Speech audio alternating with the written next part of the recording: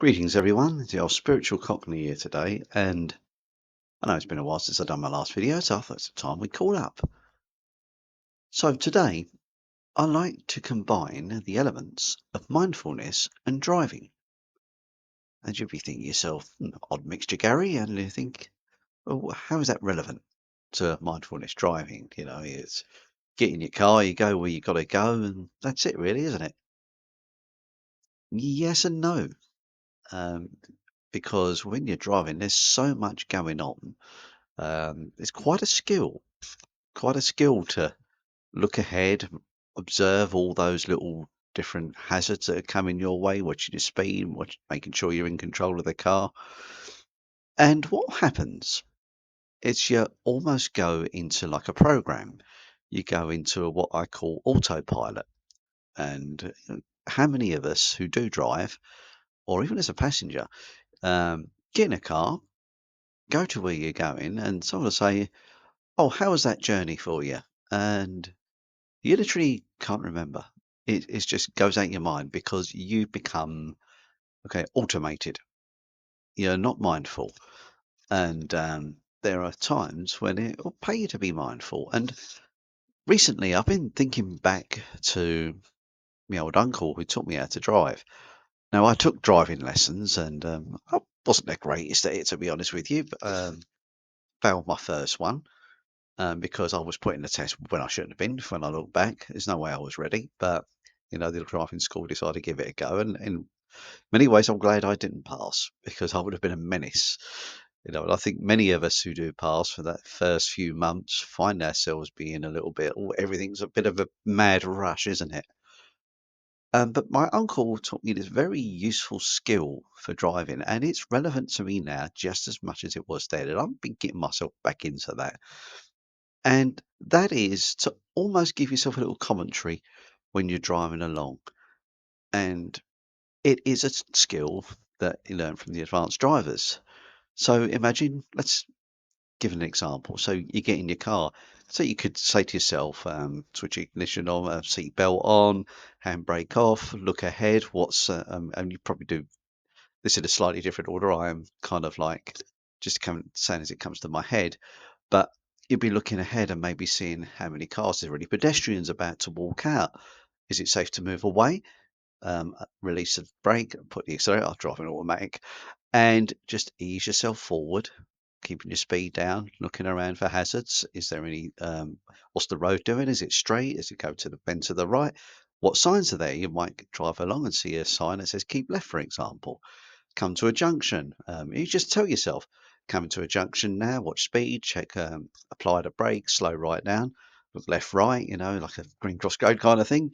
And almost like make observations, as you look right, you might say, oh, there's a green car coming, allow that path to pass, turn into the road, move ahead, looking up ahead, junction on the left, see a pedestrian coming up with a child or something. So all the time you're doing that, there's two things going on. One, your driving's improving because you're aware, you're conscious, you're still doing all the other stuff of moving the car, but hopefully a little bit more confident now. You've been probably driving for years, but you're also making yourself aware.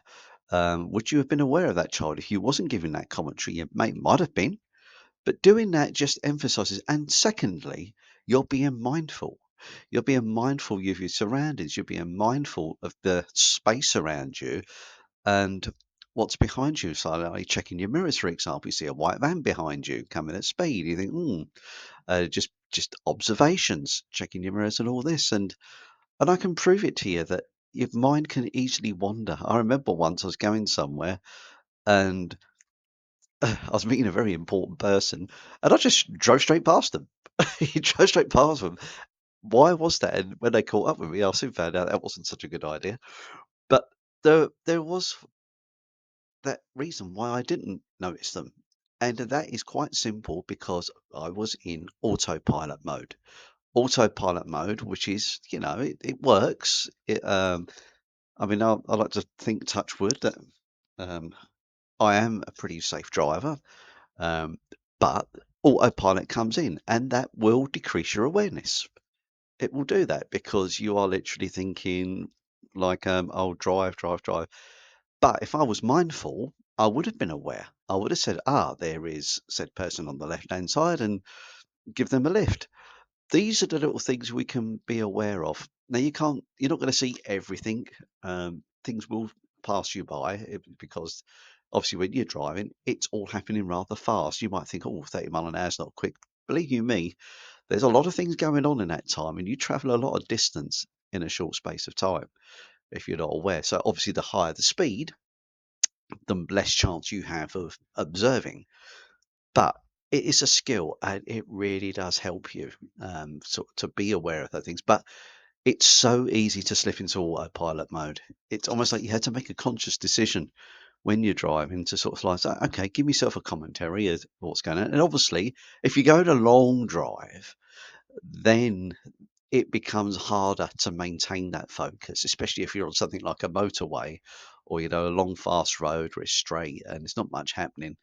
You can very easily drift off, and you could have someone talking to you, conversing with you, and again you'll slip into a conversation. So it's very difficult to have a conversation, be mindful if you're driving as you're going along there. So mindfulness, so this is just one example of mindfulness, how you can apply it. And it all comes from what my uncle taught me all those years ago.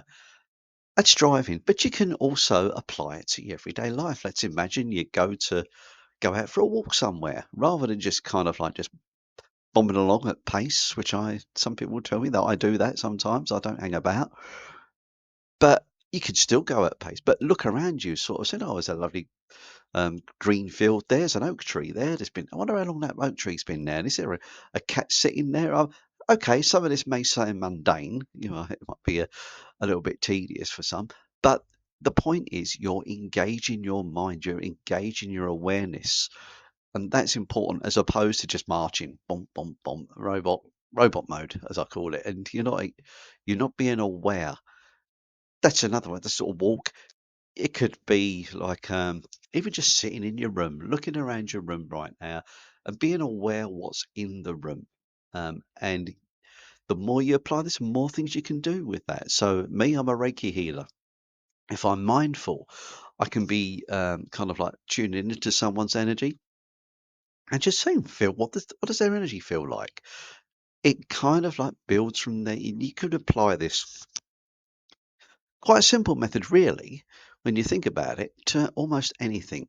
So if you're doing something like in your job, for example, being mindful, try applying it. Try and apply all those different aspects and see what it does for you. And the younger you are, you probably find it the more beneficial. When you get to my age, it's very easy to slip out the mindfulness phase. But I do try, I do strive, especially of late, to kind of like get into that state of awareness. So, next time you're in your car, turn your ignition on. Don't just drive off. Look around you. See what's around. See the hazards, the signposts, and everything else. And you'll be surprised at just how a normal everyday drive that you probably do every day, and you'll find things that you've missed. You may find you've missed that signpost that's been there all that time you've never noticed before, or the one that says national speed limit, for example, or 20 mile an hour limit, and you've been bobbing along at 40 or whatever. Pay attention. That is it. And let me know in the comments how your mindfulness goes, whether you apply it into your life or if you're going to. I'd be really curious to know. Anyway, thank you very much for stopping on by. And remember, keep aware. Take care, everyone. Much love. See you soon.